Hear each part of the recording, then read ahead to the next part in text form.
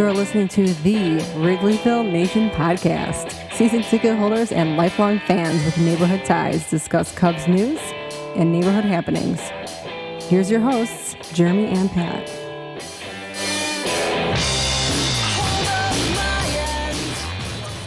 Hello and welcome to the Wrigleyville Nation podcast. This is episode 294 of the podcast. My name is Jeremy Deemer and I'll be your host. I'm joined as always by my co-host. He's my cousin and he's high atop Wrigleyville tonight. How's it going, Pat? It's a typical wet Monday night in Chicago. Luckily, the Cubs are not at home. They are on the road in Toronto as we record this podcast, but we do have some Cubs home games from last week to talk about, a brief 3-game set in Milwaukee as well, and a Legends game that we want to unpack with a longtime friend of the show. Where you know him from his different writings across the internet and his many appearances here on this podcast. Like I mentioned, longtime friend of the show. Welcome back, Ryan Davis. Thanks for taking time out to talk Cubs with us tonight. Absolutely. I know we had a few schedule conflicts across the last couple months, but I'm very happy to be back on. And we're happy to have you. It's always a good time. And this is the time of year where it's we're approaching here the end of August. We're going into September baseball, and it's hard because the Cubs are at that point of the season when they're not competitive like they were last year, like they are this year, where it's all about individual performance. It's about the players that we want to see continue their growth and improvement trajectory, more so than the results on the field. And we saw that against the St. Louis Cardinals, who came to town for 5 games. The Cubs were able to win 2 out of win 2, lose 3 out of the 5. And then off to Milwaukee, where they lost 2 of 3. They were able to, Ian Happ single-handedly willed them to victory on Friday, but the Brewers were still able to pull out victories on Saturday and Sunday. Pat, you look at that Saturday score, 7-zip, you wouldn't think that it was, scoreless going into the 7th inning.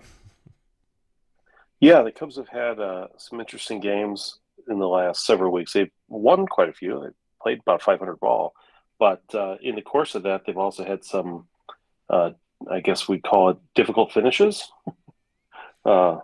which happens when you trade almost your entire bullpen, I suppose. So it's nothing unexpected, but certainly not ideal. No, but I think one guy that we mentioned Ian Happ. He had a good week. In addition, Justin Steele, I think he was another highlight of the week here for the Cubs. In his performance, Ryan, Justin Steele seems like a guy who I'd be excited to see be a third starter on this team next year. Yeah, that'd be really nice if he was your number 3 starter. I mean, this is a guy that the Cubs drafted. He was not a top draft pick, but I think top 5 or 6 rounds. And this was going back maybe 6 or 7 years ago. I mean, this is one of the earlier drafts of the Theo Epstein era. And, the Cubs thought that they had something with him, but that it was going to take a while and that he might end up being a reliever. I remember hearing that, he could be like a 7th or 8th inning lefty. Like I remember people talking about the good version of Justin Wilson. Could have been what Justin Steele is.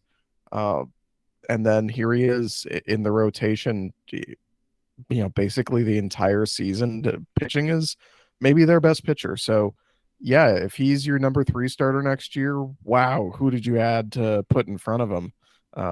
Probably 2 guys, I would think. So, yeah, that would be really good. So, yeah, I think barring any kind of major trades for big stars, Justin Steele might be your number 2 or number 3 next year in a best case scenario.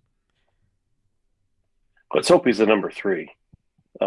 I mean, no offense to him, but if you've got Stroman in your rotation, and you've got Steele, and you've got about 5 or 6 guys who you think might be fit starters, it would certainly be nice to have an ace to anchor the rotation. And I wouldn't really count on Kyle Hendricks for much, I guess, next year.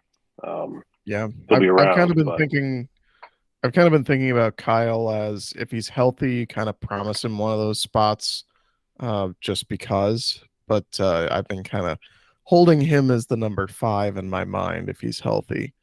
So that way, when you're realistically looking at building a rotation in the off season, you're thinking, well, you've got Stroman, you've got Steele, Hendricks is probably number 5, so you really need to fill in 2 starters, right? A number 1, ideally, and better, easier said than done, but then also probably another quality number 4 starter, and then you've also got guys like Thompson and other who might be better off in that kind of long bullpen role, that 2-3 inning yeah, guy.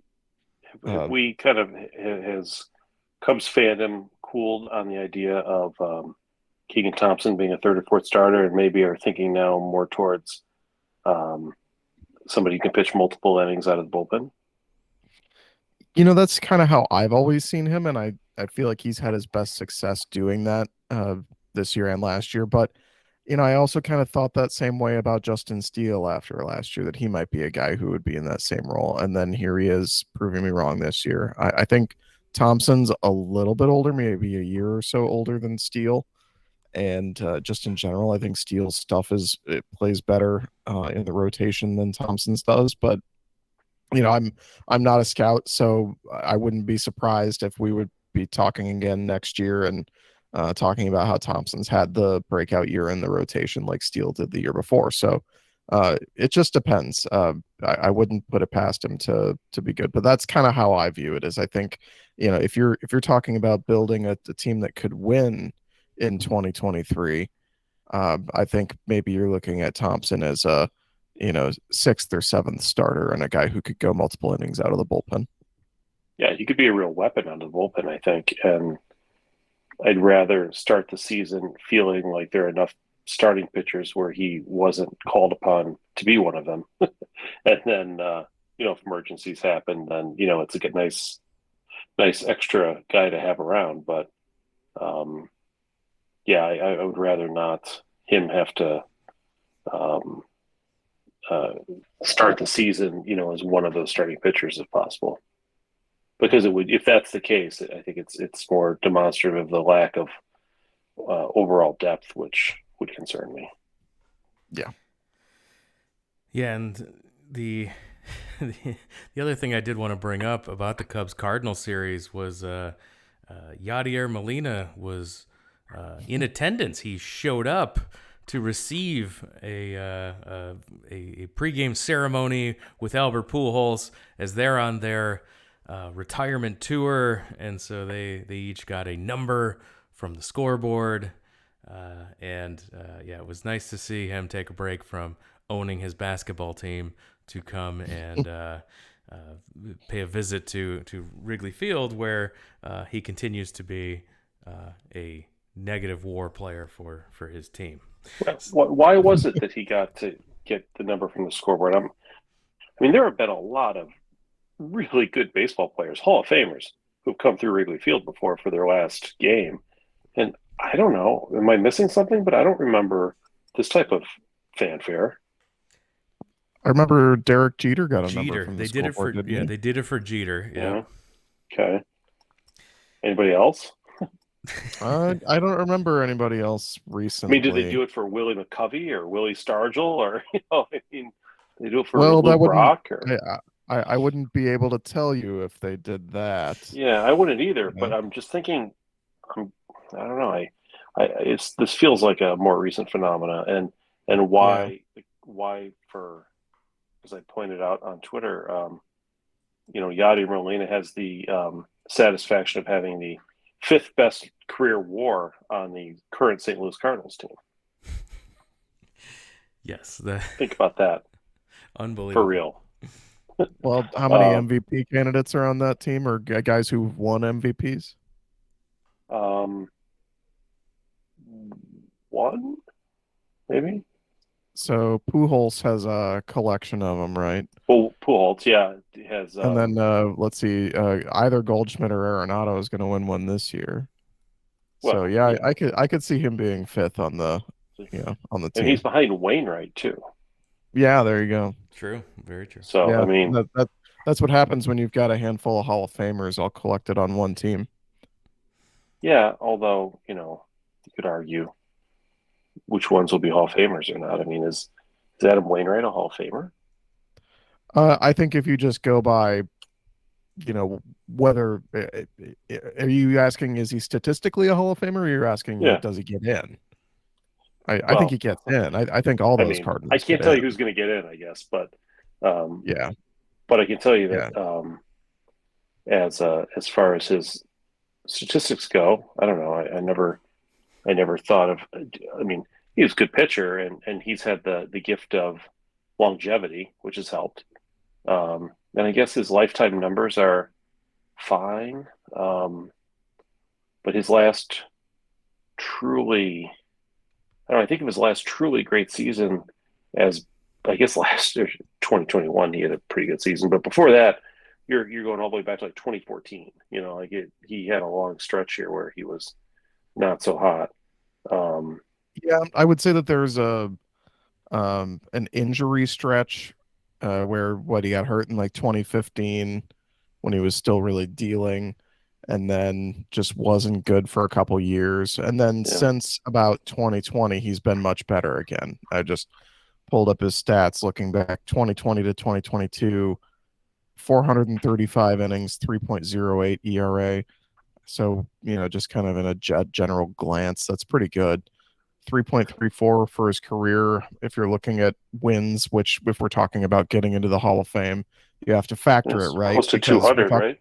talking about voters who are going to look at Yeah. that. So yeah, 193 career wins. So yeah, is he a slam dunk sure ballot Hall of Famer? Do I think there's I don't think he is. Do I think there's reasonable debate on it? Yeah. And just like Yadier Molina, do I think it's all moot because the voters are going to put him in? Yeah, I do. I mean, I look at Yadier Molina, and I always like to look at his WAR because it's kind of funny.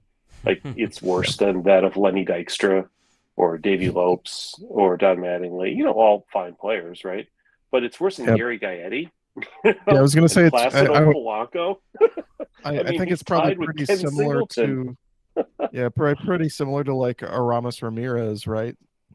He's one Somewhere in tenth of that a range. point above Jason Kendall, so Yeah, he could fall down to Jason Kendall land here pretty soon, or Doug right. DeCinces. I mean, it's 80 Van Slyke isn't within reach. I mean, so yeah. I Yeah, just I know it's I it's know fun to have fun with the Yadier Molina stats. yeah, because And it's as so easy. Like he's yeah, way as worse than Al he Oliver, right, and as and Cub Steve fans, Finley. as Cub fans, it is fun to have, but at the end of the day, he's going to be in the Hall of Fame. There's just Like there's no way the voters don't his put him in. lifetime WAR is like several points lower than Ben Zobrist, for example. Yeah, I'd say Uh, he gets over 80% first ballot. Just a guess. yeah, just based on mythology. Yeah, I mean, part of it is it's all and catchers in general benefit more from the intangibles conversation than anybody. yeah. Buster Posey then is an automatic, I suppose, right? He should be, yeah. Because he only played 12 seasons and he put up significantly more WAR, um, than Molina did in 19 years. So that's a pretty strong stretch. But yeah, no, I don't know. It's odd to me that I mean Thurman Munson in 11 seasons had a much higher WAR. So I know people argue that defensive WAR is more, I guess, sketchy or speculative, and it's harder to truly analyze. And then you get into the calling a good game and stuff like that. Blah blah blah. But yeah, just in terms of just as a hitter, like the numbers seem to indicate that Molina is a career, not as a catcher, but just as a hitter, someone who puts a bat in his hand and stands in the batter's box, is a below average Major League Baseball hitter for his career. So but you're right. He probably will make the Hall of Fame. I'm not voting Absolutely. for him, though. Not a snowball's chance in hell he doesn't make the Hall of Fame, in my opinion. Yeah, I saw that Vinny Parisi on Twitter says that Albert Pujols, a part-time player who is 42 years old, would lead the Chicago White Sox in home runs. Yeah, I saw that. It was pretty rough, huh? So it could always be worse. Yeah, that's Yeah, and to be honest, I'm rooting for Pujols to get to 700 this year, just because I don't want to deal with him coming back next year to get to 700, or the opposite side of it, he's going to retire at like 698 conversation.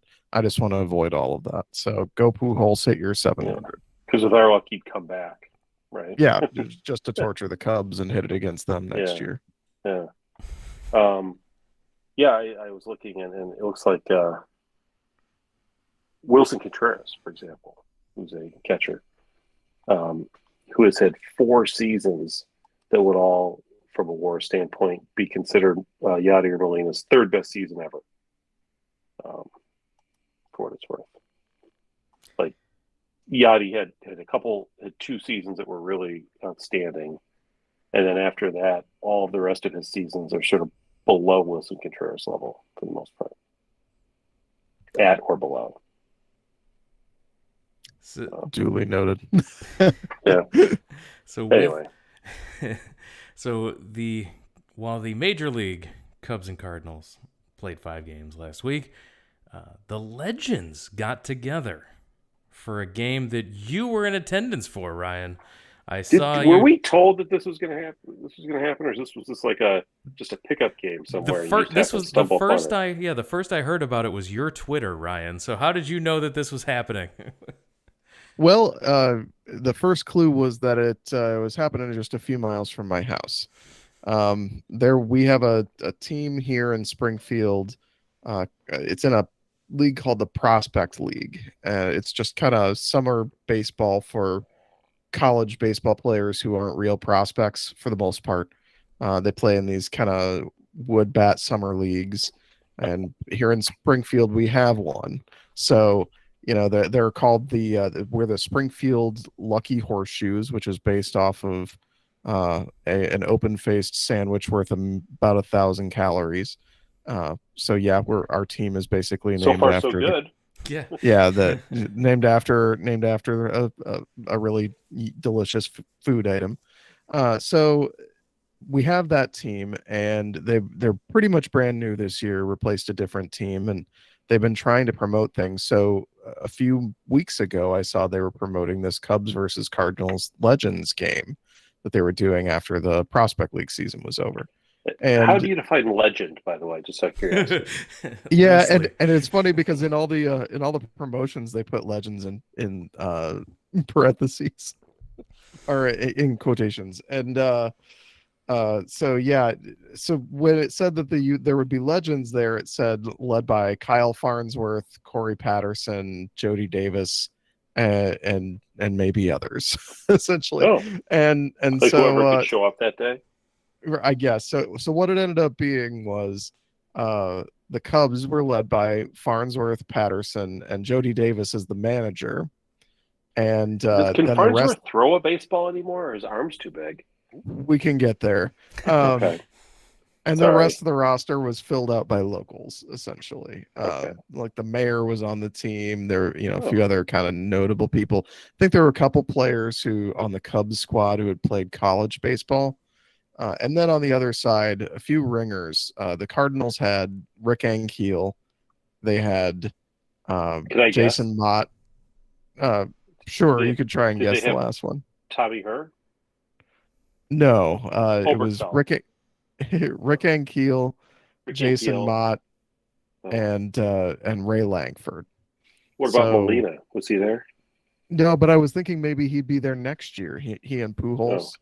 He could have just gone this year. I mean, really. Yeah, I mean, he would have been probably the second best player on the field. Ray Langford he skipped major league games for less. Let's put it that way. I saw Benji Molina suited up in the ESPN booth, so he's ready to go too.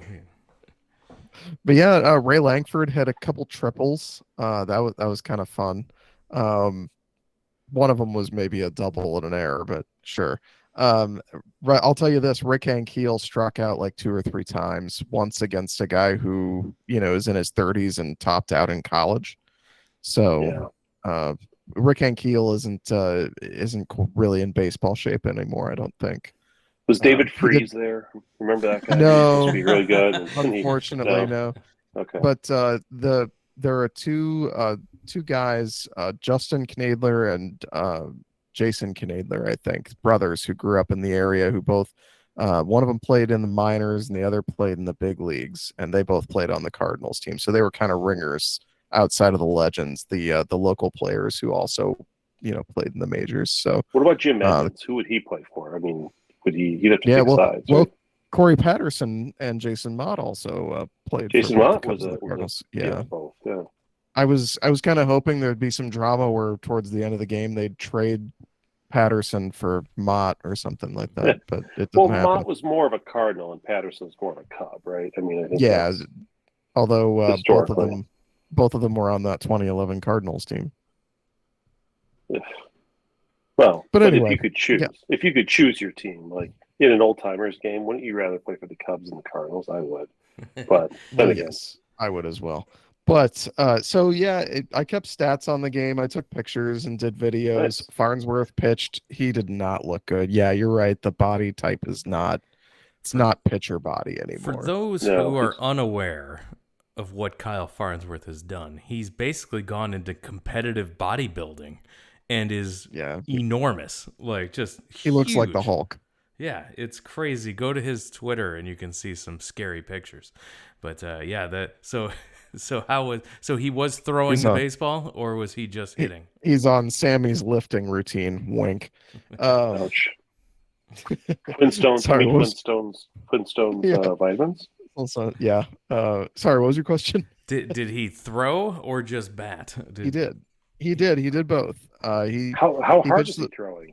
Because he's so strong, but I imagine it just doesn't play well, right? Like Jason Mott looked like he was popping the glove. Farnsworth was not. Farnsworth looked like he was struggling to get it over the plate, really. Because he was always known for throwing super hard and super straight. Right. And everything kind of tailed at the end, and kind of it all looked like it was about shin level. So yeah, he was struggling to get the ball up over the plate. So a lot of he wasn't walking everybody because guys were swinging, but it didn't look good. I'll say that. And there were a few errors in the field as well because you don't have Major League defense behind you.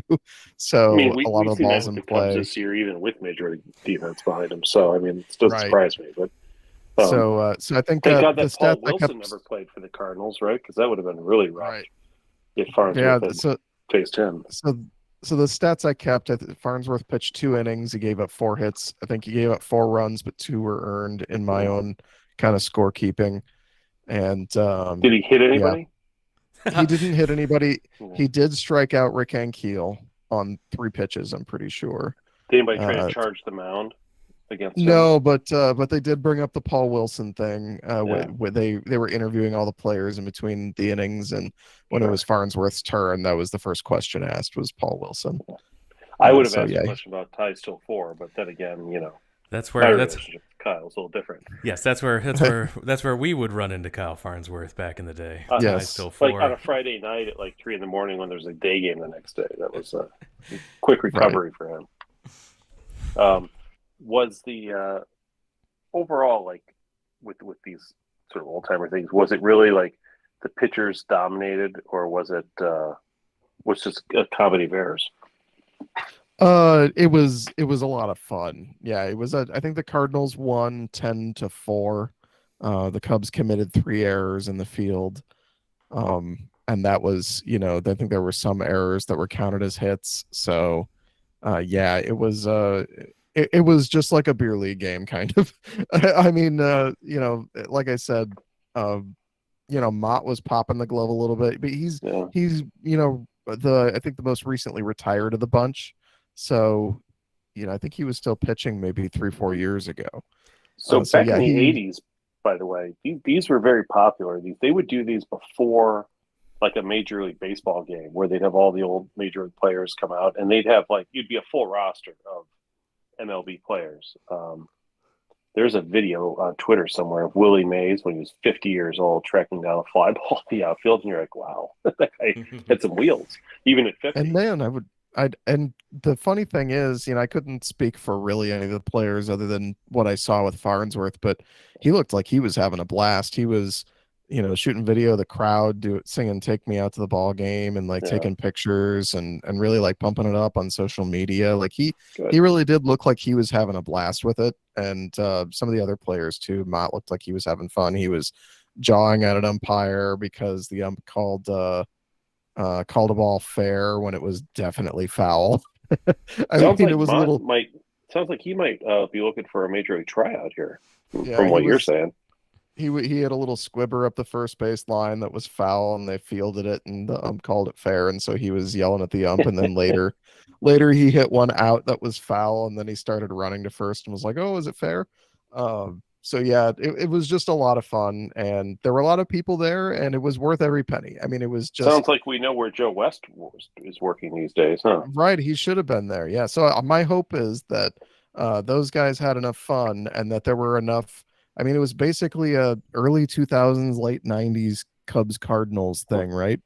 With all those Without guys. So Sosa I'm and hoping, McGuire, I suppose. Yeah. right. I'm hoping that, maybe next year, Ray Langford will get more of those 90s Cardinals guys, and maybe Farnsworth and Patterson can convince some of those, 2000 to 2004 Cubs people and fill out more of a roster. That I think that would be just like a total blast for, a one time a year kind of thing. Who wouldn't love doing something like that? And just even just seeing a couple of those guys play last night was just mind blowing.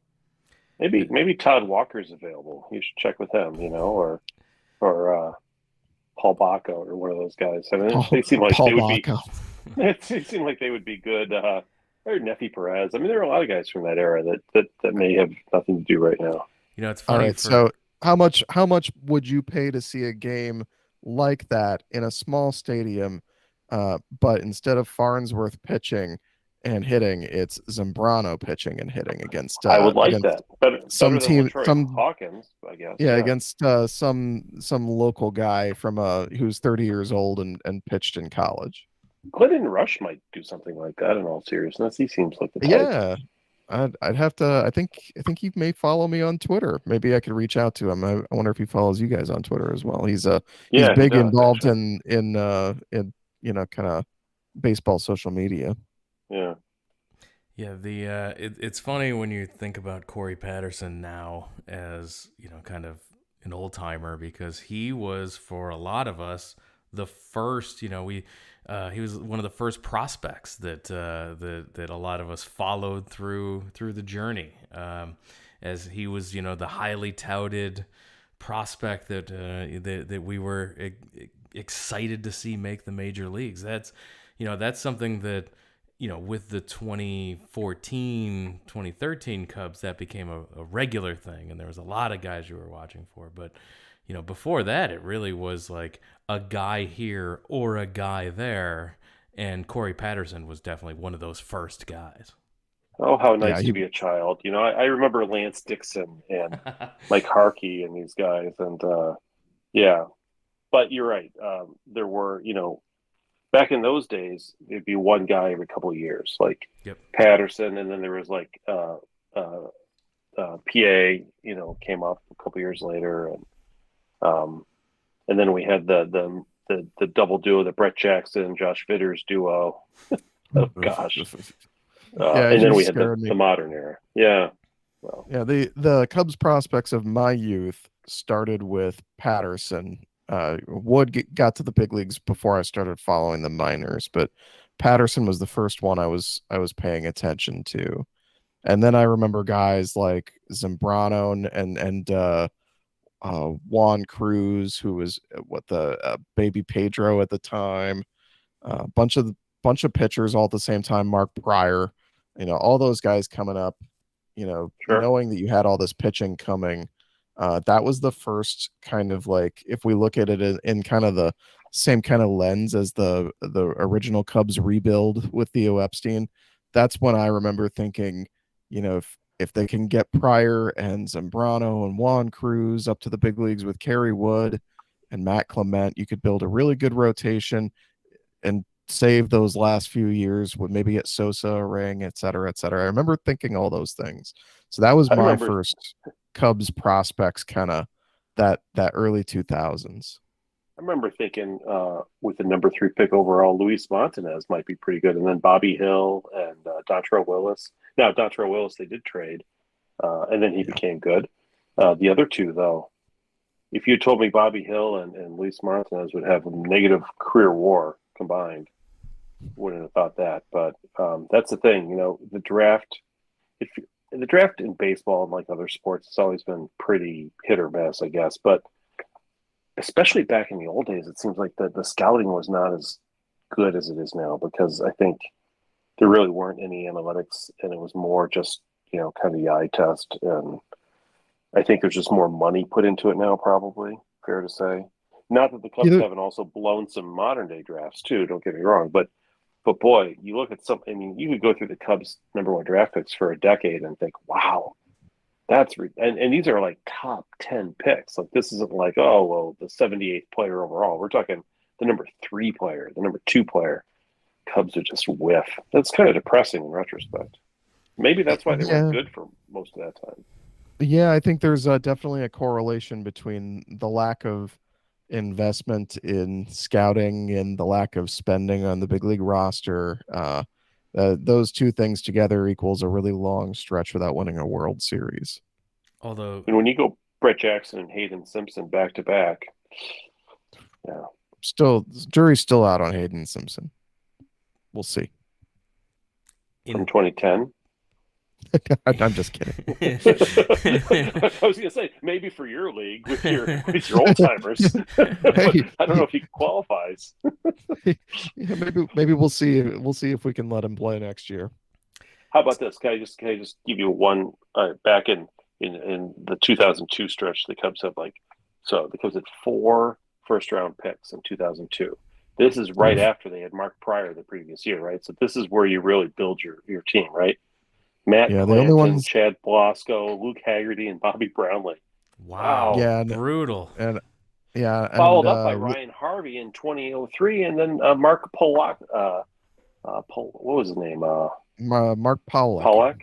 Yeah. Yeah. I mean, that was, and then Colvin. I mean, it was just, it was a rough. And that would have been the time that didn't make it to the big leagues ever. Imagine those first round picks. If just a couple of them had turned out. Yeah, they would have been augmenting. Unbelievable. They would have been augmenting that 2007, 2008. Those teams that actually were good teams, right? Playoff teams, right? But boy, that would have really helped. Instead, not even Mark Pryor was around by then. Isn't that crazy? Like by 2007 and 8, when the Cubs finally got good again, all those other guys were gone. Yeah, it was. Looking back, it's kind of surreal that the Cubs won the division in 07 and 08, and Mark Pryor wasn't even there. Yeah, right. Just thinking it was just a few years after, 2003 and 2004, and I know he was injured to start 2004, but he finished the year strong. So I mean, from that point, it felt like, he was going well in 2005 until that line drive off his elbow. Yeah. So it was so. He always had those little nagging injuries, but I always kind of thought he was going to make it through. And then it was just like 2006 happened, and then he was gone. And it was like, it almost happened so fast that we just all, as Cub fans, just kind of forgot about it immediately. That 08 team, the one that won like 98 games and then got swept by the Dodgers, I was at those games. Oh, God. But that was a team where they were that good, and the only homegrown prospects on the whole team, I think, were Ryan Terrio, Zambrano, and I guess Kerry Wood was the closer. Maybe Marmol. But the rest of the team was all just patched together through trades and through free agent signings because they'd had such an abysmal drafting period for the previous 7 years that there wasn't really any local, homegrown talent to be had. Yeah, Giovanni Soto comes to mind as well. But yeah, that team was primarily not not homegrown. Right. So he came up later that year, and Sean Marshall might have been on the team, but yeah, it was a team that was just kind of put together.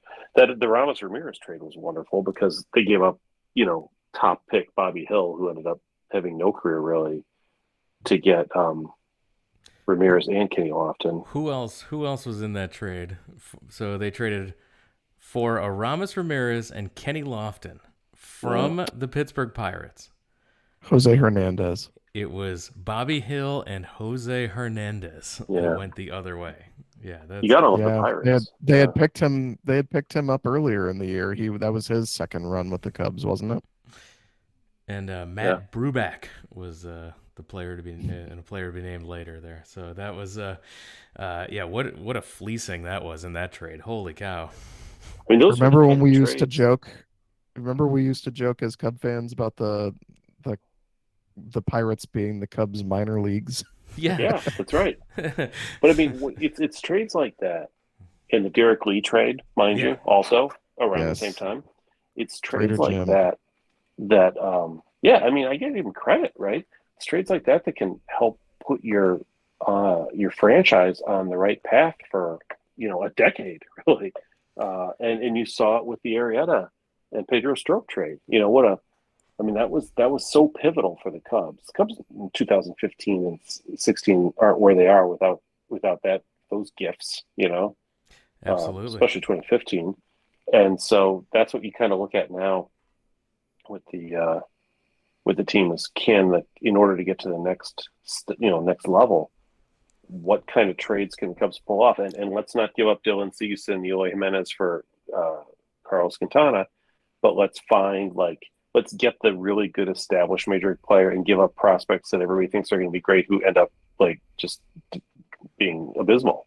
That's what they need to figure out. Is there anybody out there the Cubs could trade for, Jeremy? That's the talk of Cubs Twitter this week was the rumors going around that the Cubs might be in on a generational talent in Shohei Ohtani, as Ohtani and trades it was talked about a little bit at the trade deadline. Nothing really materialized. Nothing was really serious, but people think and are talking themselves into the possibility that the Cubs could put together something. The Angels, you think, have a little Bobby Hill interest in Bobby Hill? Because we could trade him again if they'd like. Is it just that time of the year and we're looking for things to entertain us, or is there really a possibility that the Cubs have a whiteboard where they're putting together potential trade permutations for could it be both? Shohei Ohtani? What do you think? We'll start with you, Ryan. Then we'll come to you, Pat. What do you think it would take? What kind of a package would it take for the Cubs to pry Ohtani away from the Angels of Anaheim here? The literally a generational talent that can both immediately pitch in your rotation and be an offensive leader on this team.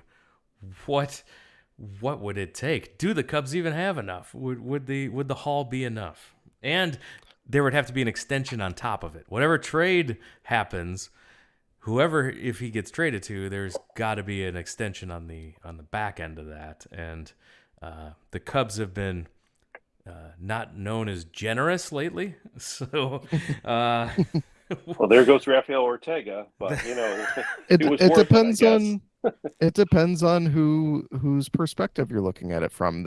Were they generous with all of their players? Well, that's debatable, but they've been generous in giving large sums of money to others. Yeah, Daniel Descalzo. Sure. David Gomes. Yeah. Jan Gomes. Yeah.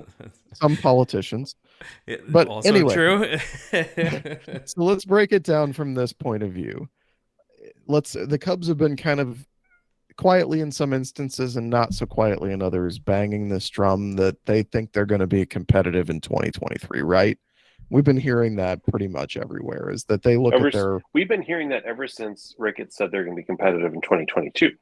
Correct. Yes. Mm-hmm. So, and you can make a strong case that some of the pitching they're developing, that if you were able to get some hitting and a few things, you could put together a pretty good team next year. And I think the two big things they're missing are a really powerful left-handed bat in like the middle of the lineup and a top of the rotation pitcher. And Shohei Ohtani is both of those. So there's your number one. So number two, if he fills both of those spots for you and he's available for a trade and you think you're going to compete next year, if the Cubs aren't in that room putting together those whiteboard trades, it you should probably be talking about bringing in somebody who can run the team a little better, because why aren't you doing that? So I think it's fair to say they are. Now, what does that trade look like? Well, if it were several years of control for Shohei Ohtani, it would be the moon. But I think we're looking more at something like, maybe a little bit more than what the Dodgers had to give up to get Mookie Betts, because that was, again, just 1 year of control. And they signed him immediately to an extension.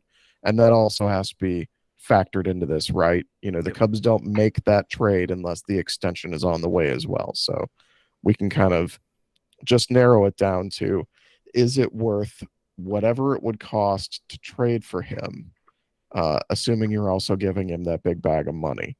I don't know what that cost would be, unfortunately.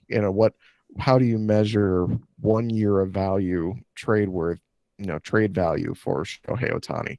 If they asked for, Justin Steele plus 2 of your top 3 prospects, Brennan Davis, Sold.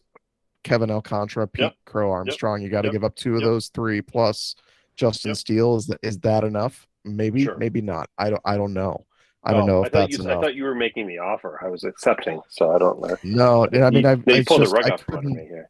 I couldn't tell you for 1 year of control would Brennan Davis, Pete Crow Armstrong, and Justin Steele. I mean, that's a lot to give up for 1 year of any player, right?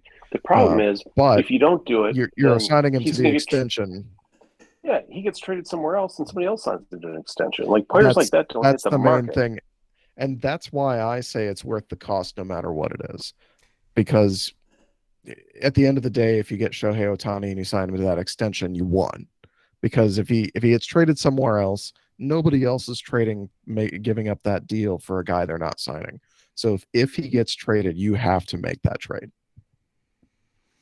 So, I mean, the players you just mentioned, the prospects you mentioned, are not as highly rated as the combination of Happ and Schwarber were when they were in the minors. So if you gave up 2 guys that had the careers of Happ and Schwarber, and you got Ohtani, would that give you heartache? I could live with that.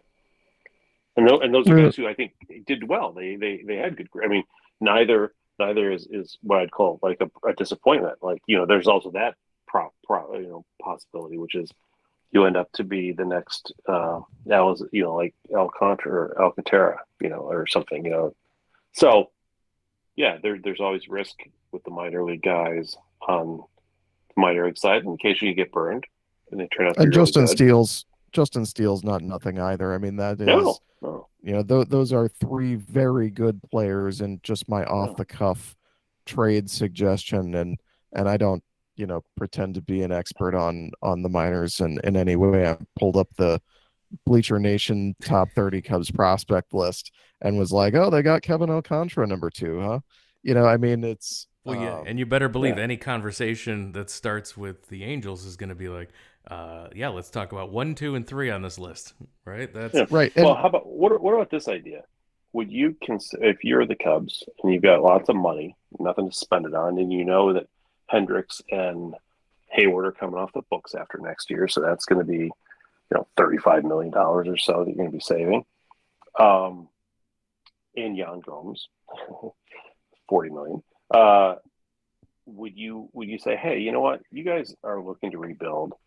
You're terrible. We'll take Anthony Rendon off your hands too, because you're idiots and paid him you owe him $155 million for his age 33 to 36 seasons. And certainly you don't want to be paying this guy almost $40 million a year because he's injury prone and he's old and you really aren't going to be competing now. So why don't you throw him in, and instead of giving up the prospects you just mentioned, let's now start talking about Steele plus one of the three guys you just mentioned, and then one guy just a little bit, in the next tier below, something like that, in exchange for us taking the, $155 million off your hands for your poor choice in free agent signings. I don't know.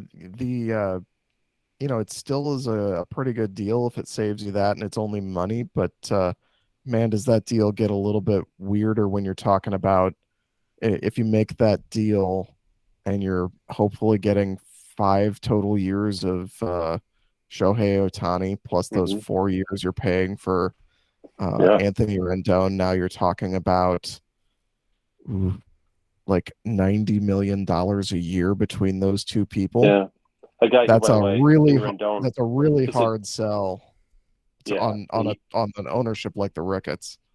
He's had like 400 and some at bats in the last 2 years, so he has not played much, and he's been bad when he has played. Right. You're right. I would say that it is a lot. So if you're doing that sort of deal and you're taking on that kind of money, I would hope the prospect cost would be very low, and that you split the baby and you say you give us you pay like $10 million of his salary and we'll take the other $28 million or something like that per year. Right? Yeah. Maybe you just take on some of the money. That it could be something that the Cubs would look into. I'm sure. It's hard to say that any prospect is worth $38 million a year, right? Right. Yeah.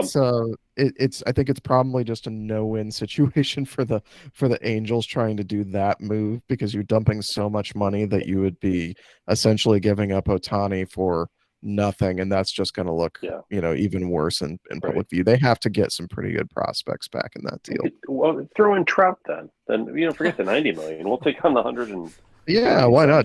Throw everybody in. You know what, just send the whole team on over. I mean, poor Joe Madden gets fired from that team this year, but they started off hot. They went on that 9-game losing streak, 10-game losing streak, whatever it was, and they fired him because they were 2 games under 500. They said nope, not good enough. They brought Phil Nevin in, and he's like 17 games under 500 since he got there. It's like, maybe Madden wasn't really that problem, guys. But yeah, is there any untouchables for you, Pat? Is there anybody that the Angels could ask for that you're like non-starter when we're talking about Ohtani?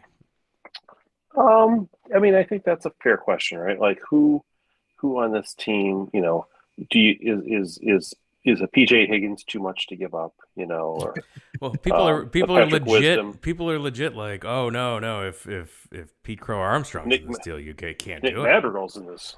No, of course not. There's no such thing. Nico Horner is not an untouchable for you. No, I will say this: Nico Horner is, I think, would be a very nice player for the Cubs to have. But he's not untouchable. I mean, he's having a great season. I guess in one sense, his trade value is as high as it's ever been. But he's probably a guy you want to hold on to and build with. But I wouldn't make that be the decider in terms of a deal. Like it's all the pieces of the puzzle, right? So throw in Nico Horner, but don't give up 2 of your top prospects. Yeah, okay, maybe. Any untouchables for you, Ryan? Oh, Scott Efros got traded. True. That's the one. That's the one. Well, I guess. But...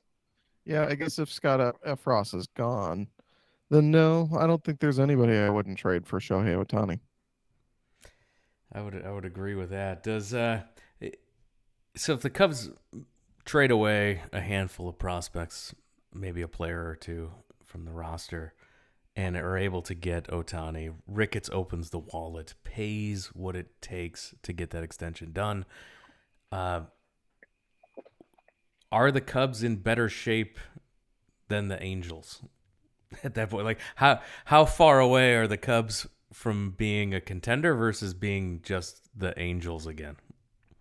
Well, I mean, the Angels are just they're like the White Sox, but a bad team, right? They're in the same universe as the Dodgers geographically. But they have a lot of payroll, and they're a bad team. So they have the worst of all worlds, probably. I don't think the Cubs will ever be in their position. I think this is a fair thing to bring up. And again, when we talk about prospects and these hypotheticals, again, it is all just hypothetical. But if there's one place that you could really dig into the Cubs farm system, and you don't want to say wouldn't hurt them, but you might leave them in a decent shape. So let's talk about those prospects we talked about. The top three on this Bleacher Nation list: Brennan Davis, Kevin Alcantara, Pete Crow Armstrong. Let's just assume that two of those three are gone in this deal. All three of them are outfielders. So you're losing two outfielders. And so these are your, if you're looking at outfielders, this is what the Cubs have on the roster already. Ian Happ, Christopher Morel, Seiya Suzuki, who you already paid, a big contract for. And then outfielder Nelson Velasquez, Franmil Reyes, who is only 26 and coming into this year put up big numbers. And really, I'm looking at why he got DFA'd by the Guardians. When I preparing for this podcast, I pulled up his numbers and was just thinking, so he got off to a bad start this year and they DFA'd him. But this is a guy who had, an OPS plus of 121 in his career coming for in 4 years this year. before then. Yeah, right. and As over a 100 home 26-year-old. runs. Yeah, right. Well, The guy who's hit 37 and he hit 30 last year. So again, and not saying Franmil Reyes is the future, but again, they're not exactly hurting for options in the outfield. So he's younger than most of our other up and comers. Right. So.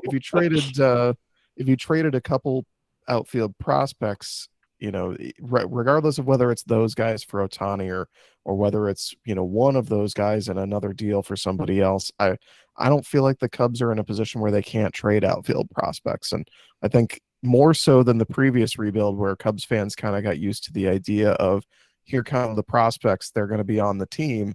This time, it may be more that these prospects are going to be used to, now that they don't have that much money on the books, trade for those guys and be the team that pulls in the Nolan Arenado and Paul Goldschmidt. Yeah. And if they were would the Cardinals, they'd do it for nothing. I'd rather keep Steele and give up some of these outfield prospects, frankly. But I guess here's the question about Ohtani, though. So is the idea that on the Cubs he pitches and then DHs when he's not pitching? I think that's the safest way to do it, right? And if so, then Franmil Reyes is probably gone, right? Because and maybe they can Most trade likely. him, actually. Might have some value because he's a DH. And then that means they probably don't offer a qualifying offer for Contreras, right? Because unless they view him as somebody who's going to catch the whole time, because the whole added value this year is that he DHs and can't have two DHs. Mm-hmm. So that's, an issue. Yeah, with the Contreras thing, I think Contreras wants to catch. I don't think the Cubs are interested in him catching long term, at least not all the time. And if they have the robots, do you think that changes the equation there or no? Maybe. That's an interesting conversation to go into the weeds on down the road if that starts to become, more likely, which I think it will happen someday. Calling balls and strikes for those out there, not turning all of our players into robots. So. That'd be fun. That is where it would be worth talking about at some point. But I think if Contreras does end up back with the Cubs, it's because he's open to the idea of maybe he's the third catcher on the roster. Maybe he only catches 20 or 30 games. Maybe he plays some DH. Maybe he plays some at first base. They need a first baseman. Now, there's no way around that, right? So it's a conversation. Point. It's a conversation worth having with Contreras. It's just whether or not he's into that. He may just say, "No, I'm going to be a catcher, and I'm going to get my money somewhere," and maybe that happens. But it'll be interesting to see how that works out. I've always felt that the anti-Contreras as a catcher stuff was a little bit, overblown. I mean, This year, for example, what is he caught? He's going to end up catching probably half the games, maybe, you think, but 81 games probably by when it's all said and done.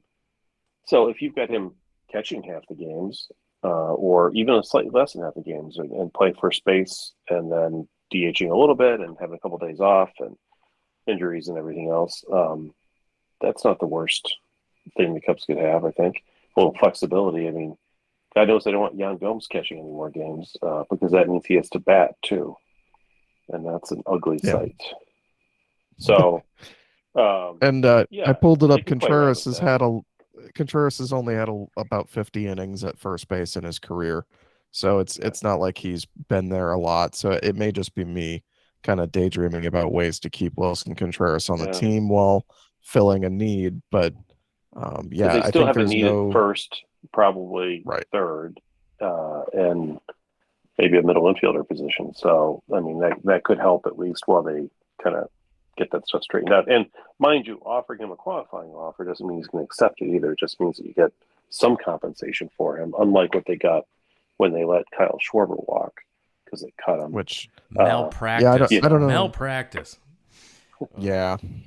And I don't know why Contreras wouldn't take the qualifying offer if he got it, to be totally honest. I don't think he's going to get age.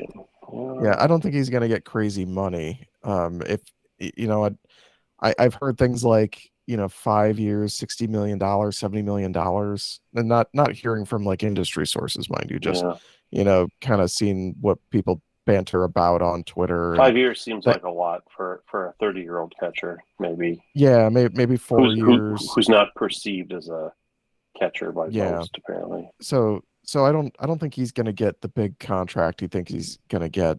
So I think the Cubs might end up being the team that makes the most sense for him when it's all said and done. But we'll see. I like to believe that's true, but we've seen the Cubs and their homegrown players part ways so many times that although they did trade those guys. They traded Bryant for Caleb Killian, and then they got Pete Crow Armstrong, and they got a few of those other guys, but they never got anybody for Contreras. So did not. They sat on their hands. If they make the qualifying offer, I wouldn't put it past them to accept it and get that money. And I wouldn't put it past the Cubs to work out a deal to keep him, because otherwise they just let him go for nothing. Well, there's a lot of time for speculation this offseason on what the Cubs will do to be competitive, because they said they were going to do it in 22 and didn't. Let's see if they actually pull the trigger and do it in 23 this time and actually make some moves to become a better team. And we still have 5 weeks left of baseball here, so 6 more podcasts to go at least before the end of the season. Real quick, I know you had mentioned Caleb Killian, and I hope he turns out to be great. But ever since he came up to the majors, he's been a little concerned. I don't know if you are, but he hasn't been very good since he went back to the minors, right? Yeah, and there's I think I read something, maybe Sahadev wrote, or maybe it was Patrick Mooney in The Athletic, where they didn't come out and say the Cubs were concerned about him or anything like that, but it was more just that, maybe coming up to the big leagues and, maybe said the experience maybe rattled him a little bit. I don't know if that's the right way to say it, but just maybe he needs to kind of get back within and himself and get back to the things that he was having success with. So I don't know he if turns 26 next year, so it's not like he's a kid, I mean, right? He's older than Nico Warner. I'm not necessarily concerned about kind of the way that happened. He is a legitimately good pitcher who's had some success, and then he had some kind of down starts, like you said. It just hasn't been very good. But prior to this year, he had success, and you can kind of like sort of forget about the age to a degree. He went to college, and then also when he came out of college, his first full year with the Giants in the professional baseball was 2020. So he didn't really get a first full year. Right. Fair enough. So he didn't really get a first full year in the minors till he was already 24. So this is a guy who's a good starting pitcher, but you're right, he's already 26. So you would assume that this is a guy. He will be next year. He will be 26 next year, next June. So that's a pitcher you hope will be, kind of trying to be one of those guys in the rotation next year. You would think. Look, I'm not saying he's an old man. I'm just saying that, like, if it's a mental issue where he's having he was rattled in his major league starts, and now he's rattled in the minors. That's not. I mean, you got to get over that. And sadly, I know Cubs fans hate to think about it this way, but it is completely not uncommon for guys who are pitching prospects to come to the majors and get slaughtered and go back to the minors. And sometimes they come back and they right themselves and they're better. And other times they just aren't. Like, I mean, there's no guarantees in this thing. And that's the thing about all these prospects is that I don't want to you hope that say some of them turn out, but you just don't know which ones really. Yeah, and I don't want to try and paint it as he had some sort of mental, that it was that they have concerns about him mentally. I hope that didn't come out that way. I think it's just more that, that the way that I read it was he came to the big leagues, he got beat up, he went back to the minors, maybe tried to fix some things that weren't broken, and now he needs to get back to it. So that's more the way I took it. And to your point, I think there's a lot of pitchers who come up and get shelled their first time out, and then they go back to the minors and they struggle there too. And some of them make it back, some of them don't. There's no real, I don't think, any correlation. So I'm, yeah, no, it's if we're just talking about the fact that he went back to the minors and got kind of hit hard again and has struggled to find his command, I don't really find any concern about it, to be honest. It doesn't change the way I view Caleb Killian. I don't find it reassuring. No, I don't find it any more concerning, though. To be really honest with you, the minor league stats just don't matter. I mean, if you struggle in the major leagues and you go back to the minors and you get crushed, I find that I don't find that to be a positive. That's what the pitch lab is for. He'll be fixed. I don't really think. Again, maybe I'm not being clear about it. I don't think I'm not like, yes, thank goodness he's being, not pitching well.